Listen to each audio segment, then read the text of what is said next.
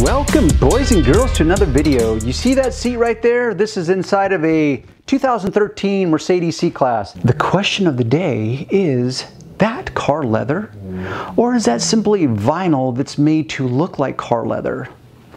Hey party people, welcome back to yet another video. So, is it leather? Is it vinyl? What is it? Because this is a Mercedes-Benz, and I've played this game numerous times just to let you know. Which is I test people and say, hey, you see that car? It's a Mercedes-Benz. Check out the inside. Do you think that's leather car seating or do you think it's vinyl? Oh, well, looks like it's leather to me. Well, okay, looks like, but what do you think? Well, I don't know, it's a Mercedes-Benz. I'm guessing it probably is leather. Well, how do you tell? Do you smell it? Do you feel it? Do you rub it? Do you poke at it? Do you prod at it? Literally, how do you tell? Well, there's a few basic ways that you could tell. If you are the original owner, you could look at the manufacturer's window sticker and you will see if it says, in fact, true leather. And it won't say true leather. It will tell you what type of leather it is. Now, unfortunately, the industry is filled with so much misrepresentation. Often what happens, particularly with Mercedes-Benz, is they will call it some version of vinyl, but they will add leather into the equation. For example, leather text or MB text. Something that suggests it's leather, but in fact it really isn't leather. So it's really just vinyl. Or it may say that you have leather, but when you read the fine print or the hyped up terminology, you'll realize, wait a minute, leather apportioned seating, leather appointed seating, leather seating surfaces. What does that actually mean? Well, that's a video for another time. Really, the point of the video is this. It really doesn't matter whether it's leather or vinyl when it comes to cleaning your car leather. I have a feeling that many of you are on the fence. You have a car that maybe has vinyl in it, but maybe it has leather in it.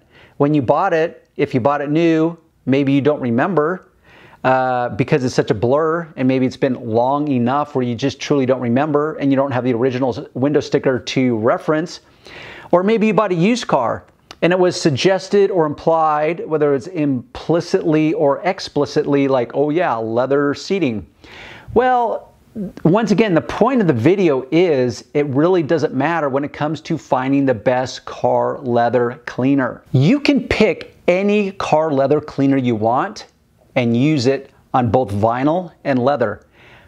By the way, you can pick any all-purpose cleaner you want and use it on your car leather. By the way, you know why? Because this is the real point of the video. And I've addressed this in many videos now because I feel that it's a topic that is not addressed significantly enough or often enough.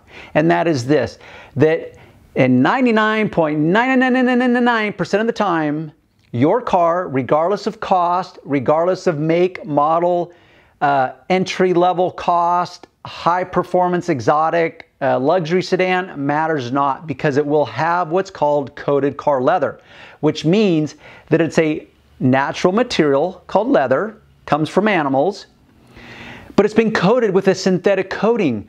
So really what you're dealing with is not a natural material anymore. Now what you're dealing with is a synthetic clear coating on your natural material, which is why, to come full circle, it really doesn't matter what type of cleaner you choose, so long as that it's safe for your car upholstery. Now, I get it. You will read many labels on car upholstery cleaners and it will say, do not use on leather. The reason they say that is because they got to cover their ass. It's just that simple. Because every car has coated car leather. To this date of filming, the only exception that I can even think of in all my travels is the Ford trucks, and I believe it's Ford. It's called the King Ranch Edition, and it has uncoated leather. It's literally like sitting on a saddle that's meant for a horse, because they want it to patina, they want it to age and wear like uncoated natural leather, whether it's a leather belt, maybe some cowboy boots, your horse tackle and gear, whatever they call it. That is the only exception that I can even think of to date on any car manufacturer, regardless of cost, that does not have coated leather, which means that an all-purpose cleaner will indeed work and it will indeed be safe. But with that said, is you always default to 2 basic rules. That's where you start out, but that's not where you have to end up. And what I mean by this is this. What does the manufacturer say on the labeling? Specifically, the directions or any warnings. So if you see where it says, do not use on car leather, okay, that's an indicator. But if it's safe for virtually every other material in your car, like vinyl and plastic and cloth, then I know it's going to be safe on your coated car leather. That's just a cover your ass moment. Secondly, regardless of the product, you always test in an inconspicuous spot. Because when it comes to cars, literally anything goes. And what I mean by this in this moment is, for example, your car, if it's used or even if it's not used, because I've seen situations where a person has purchased a brand new car and in fact something happened between the point of leaving the doors of the manufacturing plant, the assembly line, and you taking delivery of it. Something happened and they had to call out a mobile guy to repair the leather because it got scuffed or scratched or whatever, and the guy re-dyed it, which really isn't re-dyeing. It's not like you think it is. Really what it is a form of paint and body work. So they will sand it, they will prep it, and then we'll shoot it with some paint, and that's really what it is. And then they'll clear coat it, hopefully. And in that instance, that might be something that you are suddenly faced with, and it's not original equipment any longer. It's original equipment that's now been touched by somebody else that used inferior techniques, and now possibly, and this is so rare, especially on a brand new car. Used cars is a different story. That happens all the time, especially if you buy a car from a dealer lot, because they have to refurbish cars in order to make them ready for sale. So they often re-dye leather to get it sold because it'll look all perfect, but that re-dyeing process or spray painting process, to be rudimentary about it, will not hold up like original equipment car leather will. So that's why, as one of the rules, you always test in an inconspicuous spot.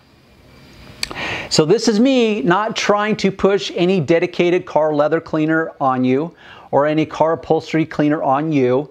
It's me simply stating like, hey, by the way, check this out. I'm just trying to be a voice of reason for you guys, which comes to like, gee, I've got vinyl upholstery.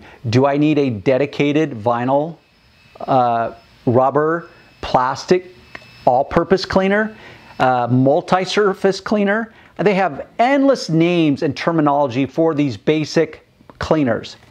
Or do I need a dedicated car leather cleaner because my car leather is so fragile and delicate and special and I really need this special cleaner for it?